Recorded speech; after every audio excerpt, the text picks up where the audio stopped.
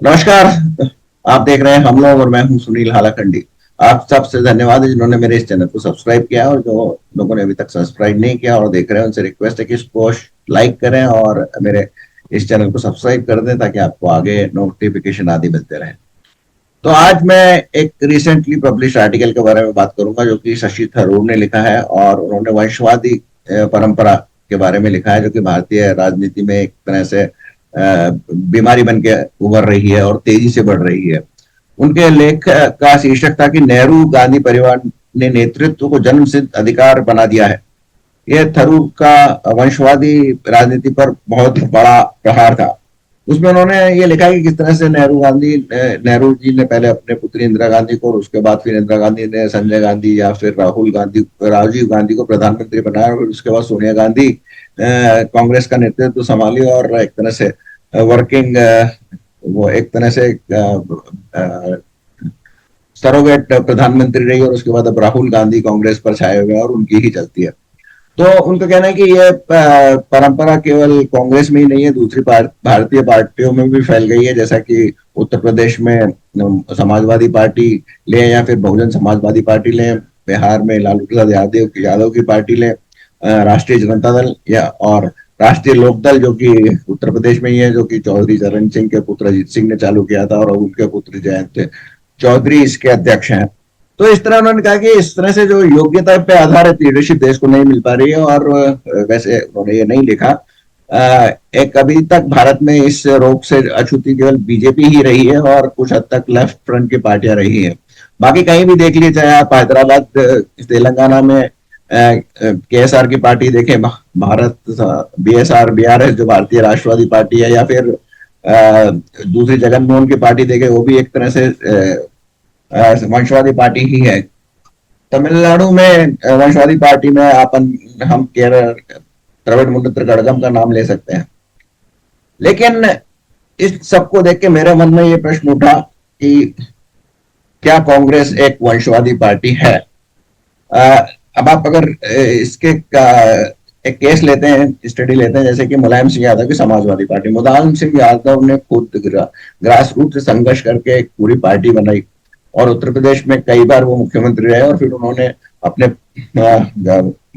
अंतिम बार जब उनको मुख्यमंत्री बनने का मौका मिला उनकी पार्टी को, तो उन्होंने सत्ता अपने पुत्र को सौंप दी। और इस तरह से देखा जाए तो वो एक वंशवादी पार्टी है जिसमें खुद एक उसने अपना साम्राज्य बनाया, समाजवादी पार्टी का साम्राज्य। जैसे कि आप कहेंगे कि गुप्त साम्राज्य, मौर्य वंश या गुप्त वंश, इस तरह से भारत में चोला वंश वगैरह कहते हैं, जिसमें पहले एक, या फिर आप होलकर की बात करें तो मल्लाहावरा होलकर ने होलकर वंश बनाया इंदौर में, तो उन्होंने खुद बनाया। जबकि ऐसा नहीं है, कांग्रेस के साथ ऐसा नहीं है। कांग्रेस में नेहरू गांधी परिवार के किसी सदस्य ने कांग्रेस की स्थापना नहीं की और नहीं उस पार्टी को आगे बढ़ाया। ये तो करीब लगभग 19वीं शताब्दी के दूसरे या तीसरे दशक में कई मोतीलाल नेहरू पहले कांग्रेस के अध्यक्ष बने, और उसके बाद मेरिट के आधार पर जवाहरलाल नेहरू कांग्रेस के अध्यक्ष बने। तो फिर कांग्रेस वंशवादी पार्टी कैसे हो गई, कैसे आप उसको कह सकते हैं? हाँ, आजादी के बाद यह बात जरूर है कि कांग्रेस पर एक तरह से एक लोकतांत्रिक पार्टी थी, लेकिन इस लोकतंत्र की कांग्रेस के भीतर में हत्या मोहनदास करमचंद गांधी ने की, जब उन्होंने वोट करवाए, और जब नेहरू को केवल काफी कम वोट मिले कांग्रेस सरदार वल्लभ भाई पटेल के, इसमें भी उन्होंने नेहरू को प्रधानमंत्री पद के लिए चुना। और फिर नेहरू का कांग्रेस पर आधिपत्य जमाने में गांधी की ये बहुत बड़ी भूमिका रही।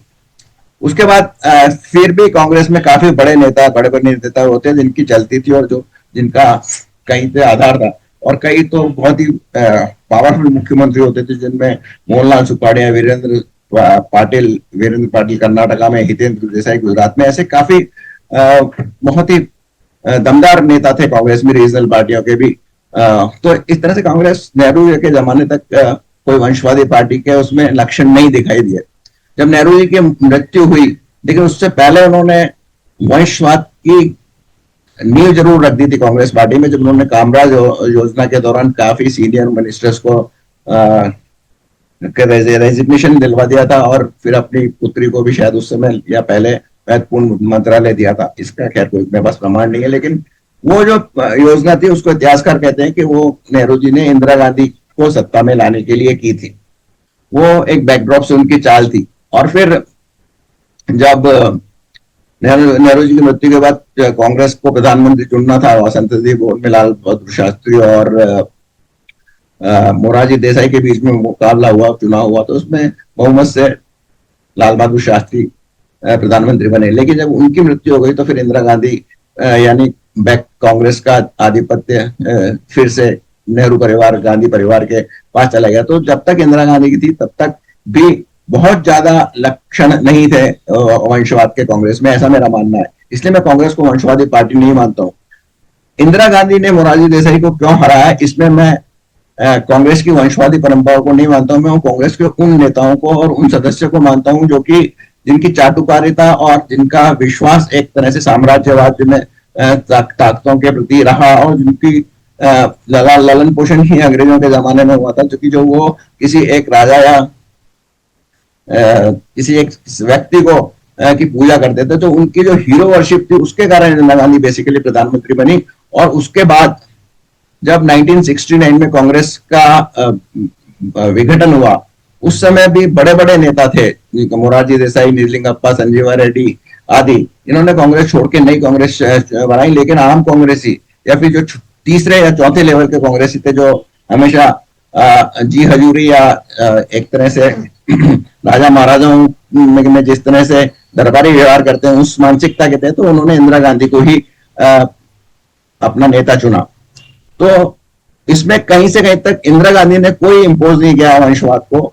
ये तो जो नीचे के कांग्रेसी थे, जो कि रीढ़हीन कांग्रेसी थे, उन्होंने ही इंदिरा गांधी को प्रधानमंत्री बनाया है, कांग्रेस का नेता कंटिन्यू करने के लिए कहा। फिर तो इंदिरा गांधी ने उसके बाद डेफिनेटली संजय गांधी और राजीव गांधी को प्रमोट किया। तो वहां से कांग्रेस में वंशवाद की शुरुआत हुई। कांग्रेस में वंशवाद को थोपा गया इंदिरा गांधी के द्वारा, या फिर उस दूसरे और तीसरे स्तर के कांग्रेसी नेताओं के द्वारा जो चाटुकारिता और दरबारी या की हैसियत में वहां पर कांग्रेस में थे। इनमें उसके बाद फिर अगर इसी को आप ऐसी कहानी को अगर आगे बढ़ाएं, तो जब राजीव गांधी की मृत्यु हो गई थी, तो एक बहुत ही सुंदर सा एडवर्टाइजमेंट आया था। उसमें सोनिया गांधी की फोटो थी और नीचे उस पर कैप्शन था कि thank you for your gracious no, यानी कि सोनिया गांधी ने उस समय चुनाव लड़ने से मना कर दिया था, जो उपचुनाव, उस उपचुनाव में जो कि राजीव गांधी की मृत्यु के कारण हुआ था। लेकिन उसके बाद फिर से जो ये चाटुकारिता या दरबारियों की जो कांग्रेसियों के अंदर जो बीज थे, उन्होंने फिर से अंकुरित होना शुरू किया और वो फिर कांग्रेस में सोनिया गांधी को ले आए। इनमें से सबसे बड़े में से प्रणब मुखर्जी का एक नाम आता है, जिनको हालांकि भारत रत्न मिला, गुलाम नबी आजाद, ऐसे कुछ नाम थे जो सोनिया गांधी को फिर से पकड़ के कांग्रेस के अध्यक्ष की पद पे बैठा दिए थे। तो इसके देखें, और अभी भी कांग्रेस के कई जो प्रवक्ता आप सुनेंगे, या कई जिनमें से चाहे सुरजेवाला हो, चाहे जयराम रमेश हो, ये लोग इनके काफी गुणगान करते हैं, उनको बहुत बड़ा और बहुत ही विद्वान नेता मानते हैं। आप सोचिए, इटली से एक महिला को भारतीय राजनीति की क्या समझ होगी, वो किस तरह से नेतृत्व प्रदान कर सकती थी इतने बड़े बड़े नेताओं को। लेकिन ये सब दरबारी थे और ये रानी की सामने नतमस्तक हो गए और फिर वही दरबार जी हजूरी करने में जुटे रहे और अपना अपना वो काम जरूर चलाते रहे। इंदिरा गांधी ने एक गलती जरूर की कि उसके जो दो पुत्र थे उनकी उन्होंने एक की तो शादी इटली में कराई और दूसरे की शादी जबरदस्ती शायद मेरे को लगा कि उनको उससे करनी पड़ी। इंदिरा गांधी चूंकि मुस्लिम थी, फिरोज खान की वाइफ थी, मैं उसको मुस्लिम मानता हूँ, तो उसके बेटे भी मुस्लिम हो गया तो वो 4-4 शादी कर सकते थे और उनको अपनी 4-4 बहुओं को 8 राज्यों में अलग अलग से एक बहू लानी चाहिए थी, जैसा कि डायनेस्टिक में होता है कि आप पॉलिटिकल या राज्य के समझौते के तहत अपनी शादियां कर देते हैं, अपनी रानियां बना लेते हैं या दूसरे लोग आपकी रानियां बना लेते हैं। तो 8 राज्यों में 8 उनको बहुएं लानी थी और उनके जो पुत्र होते या पुत्रियां होती, वो उन राज्यों में एक एक जगह मुख्यमंत्री या कांग्रेस की सत्ता को संभाल सकते थे। तो अगर ऐसा करती तो आज कांग्रेस का, नेहरू गांधी परिवार का पूरा एक छत्र राज्य होता। अब ऐसा वो नहीं कर पाई। कम से कम उनको उत्तर प्रदेश और बिहार जैसे दो राज्यों में तो अवश्य करना चाहिए था, जो जहाँ से मिलकर लगभग 25% या 20 से 25% सीटें लोअर संसद में जाती है। तो ये गलती जरूर इंदिरा गांधी को मैं कहूंगा, नहीं तो वंशवाद पूरा आज कांग्रेस और भारत में छाया रहता। तो यहां तो इसकी बात आ रही। अब आप देखेंगे कि वंशवादी पार्टियों में अब आप एक थोड़ा सा एग्जांपल ले लेते हैं अपन मुलायम सिंह यादव की पार्टी का। मुलायम सिंह यादव की पार्टी भी उसके बाद, मुलायम सिंह के बाद जब अखिलेश यादव सत्ता में आ रहे तो वो भी, उसके भी दरबारी लोग उसी तरह के थे, तो उसी मानसिकता के थे जिससे कि कांग्रेस के लोग के दरबारी मानसिकता के थे। वो भी अखिलेश यादव को बहुत महान नेता सुनते रहे, यहाँ तक कि जो पार्टी मुलायम सिंह यादव के साथ उनके भाई ने बनाई थी, उन भाई तक को उन्होंने बेइज्जत करके बाहर निकाल दिया और उनको अपनी अलग पार्टी बनानी पड़ी। और उनके जो दूसरे भाई थे रामगोपाल यादव, उन्होंने भी अखिलेश यादव के सामने सर झुका दिया या ना घुटने टेक दिए। तो ये पार्टियां, वंशवादी पार्टियां केवल इसलिए है, या केवल इनका मुख्य कारण यह है कि इनमें जो नेता हैं वो दरबारी मानसिकता के हैं, और उन्होंने कभी ये कोशिश नहीं की कि कोई दूसरा नेता बने, या अपने निजी स्वार्थों के कारण वो उनको वहां पर जो वंशवाद के जैसे यादव, मुलायम सिंह यादव, अखिलेश यादव, तेजस्वी यादव आदि को ऊपर बढ़ा दे रहे। और जब जब कभी भी कोई इसमें फूट पड़ी तो वो परिवार के अंदर से ही पड़ी। बाहर के किसी व्यक्ति ने कांग्रेस में, इसमें कांग्रेस या दूसरी पार्टी में फूट डालने की ना तो प्रयास किया, और नहीं प्रयास करते तो सफल होते।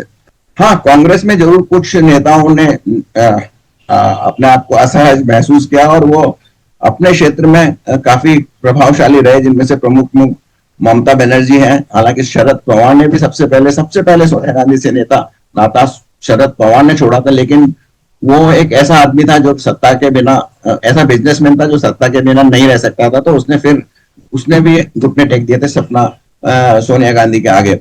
ममता बनर्जी एक थी, दूसरा जगनमोहन रेड्डी था, और तीसरा जो केआरएस, जिन्होंने तेलंगाना प्रजा समिति या जो क्या पार्टी है टीआरएस वगैरह जो पार्टी बनाई थी, इन तीनों को छोड़ दें तो बाकी सभी ने किसी दूसरे राज्य में इस तरह की कोई प्रयत्न नहीं हुआ कि कांग्रेस को तोड़ के कोई मजबूत कांग्रेस बनाई जाए। तो मेरा स्पष्ट मानना है कि कांग्रेस वंशवादी पार्टी नहीं है। यह, इसमें डायनेस्टी इसलिए चल रही है क्योंकि आम कांग्रेसी में राजा महाराजाओं के जमाने के दरबारी रहने की, या अंग्रेजों के जमाने के अंग्रेजों के नीचे काम करने वाले व्यक्तियों की मानसिकता भरी हुई है। और दूसरी बात, ये जो शशि थरूर ने कुछ सुझाव भी दिए हैं, वो कोई नई बात नहीं है। ऐसा होता ही है कि अगर ऐसा कुछ होता तो अब तक ये हो गया होता। और ऐसा नहीं है कि इनको कोई मालूम नहीं है कि पार्टी में इंटरनल इलेक्शन होने चाहिए, बराबरी के इलेक्शन होने चाहिए। वो शायद कांग्रेस प्रेसिडेंट के इलेक्शन की बात कर रहे थे जिनमें उनकी हार हुई थी। तो ऐसा कुछ होने वाला नहीं है। और जो यूट्यूबर्स और जो विभिन्न चैनल्स पे इसकी बहस होगी, जो कहेंगे कि ये तो एक चैलेंज किया है राहुल गांधी को, कुछ नहीं राहुल गांधी को फर्क पड़ने वाला है इस पे, क्योंकि वो जानता है कि जो दरबारी कांग्रेसी है वो उसके साथ ही है। दो चार जो कोई शेर उठाएंगे, या तो वो बाहर कर दिए जाएंगे या फिर उनके बेइज्जत करके निकाल दिया जाएगा। ऐसा G23 के समय में भी हुआ था। तो मेरा ये मानना है कि कांग्रेस वंशवादी नहीं है, ये दरबारियों की वजह से ही वहां पे गांधी डायनेस्टी चल रही है। आपके क्या विचार है, जरूर कमेंट बॉक्स में लिखेगा। और यदि आपको यह विश्लेषण अच्छा लगा हो तो इसको लाइक कीजिए और अपने दोस्तों के साथ शेयर कीजिए। बहुत बहुत धन्यवाद। वंदे मातरम।